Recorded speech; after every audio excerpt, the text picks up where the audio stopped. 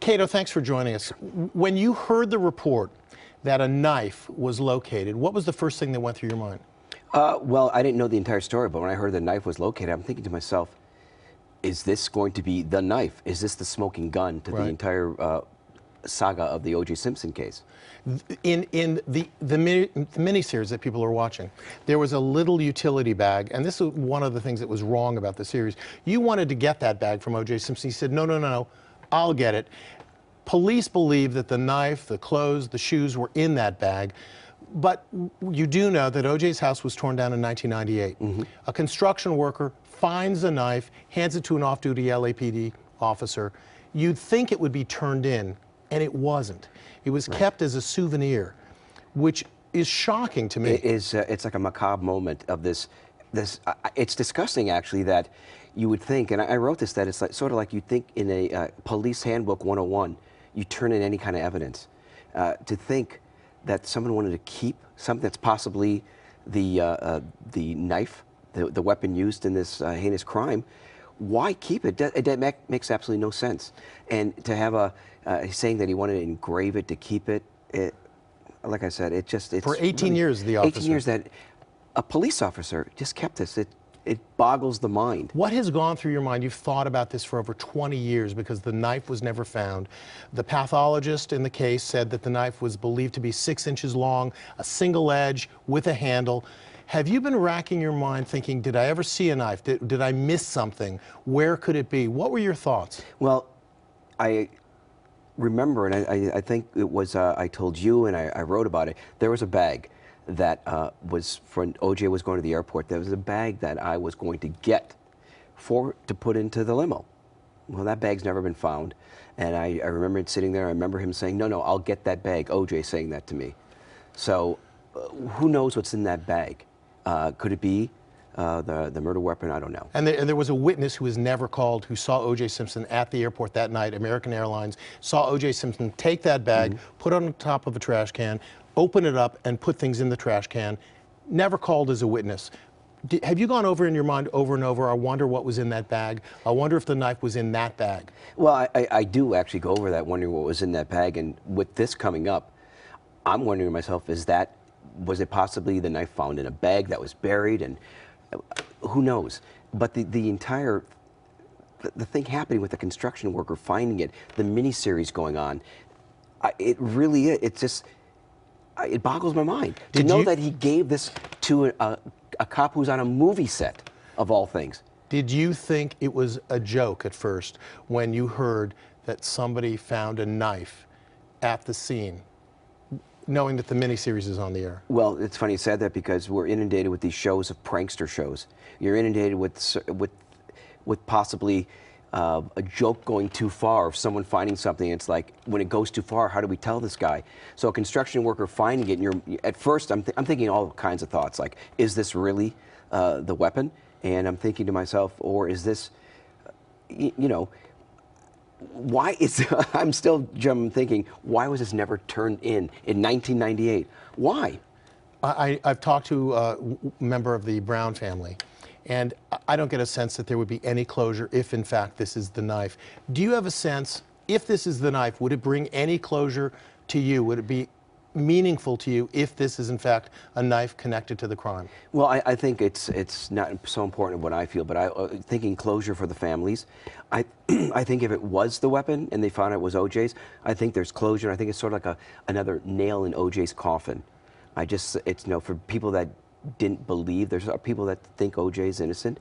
I think this would have kind of put that final nail in the coffin. You know as well as I do, though, that people who believe in his innocence, you could show them a videotape of O.J. committing the crime, they'll say it's fake. And people who believe he's guilty, it won't matter what this knife shows. But the knife is important in that it's potential evidence that was given to an LAPD officer off duty, and it was never turned into police headquarters. Yeah, and who knows? I don't know if the identity of this person or what will happen to him. Is it an obstruction?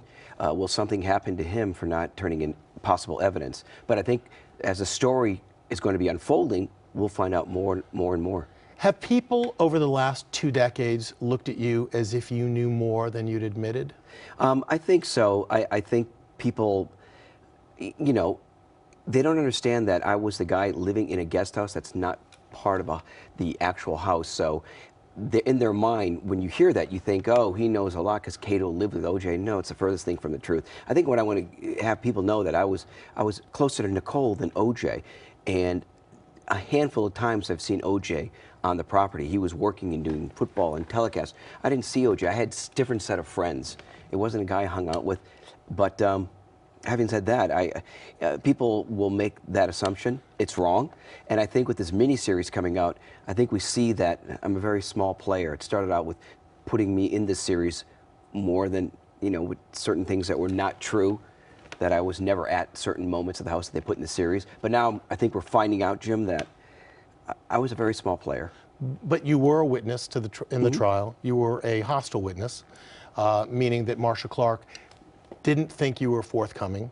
I know that was a difficult time for you, and you're now reliving it with this miniseries, and many people are looking at it as if it's a documentary, and in fact, it's a drama.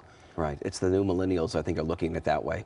I think just the social media of how the tweets can come out, people asking me, is that true, is that true? Which kind of worries me that, no, it's a TV show, it's for ratings.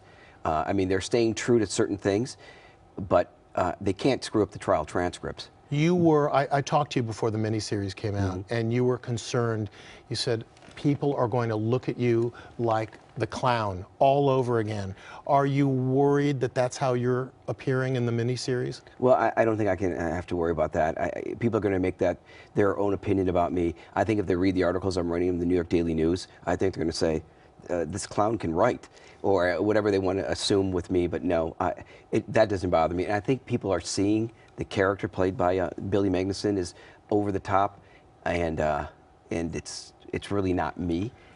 But once again, Jim, it's all about, it's a TV show, and it's really about ratings. In your article in the Daily News today, you said the circus is back in town, and you didn't say it in a nice way. It's disturbing to you what's happening. At first you thought this was the perfect plant by the producers of the movie to get more viewers, and you were hoping it was a gag, and when you saw that it wasn't, and you saw the cascading effect, your phone was lighting up all day. Yeah, I woke up to about 42 different messages, and that was at 8 a.m., and I was like, oh no, something happened. And sure enough, something did happen. And when these stories come out, the first thing is a gut reaction, like, oh no, I sort of get sick to my stomach of what's going to happen.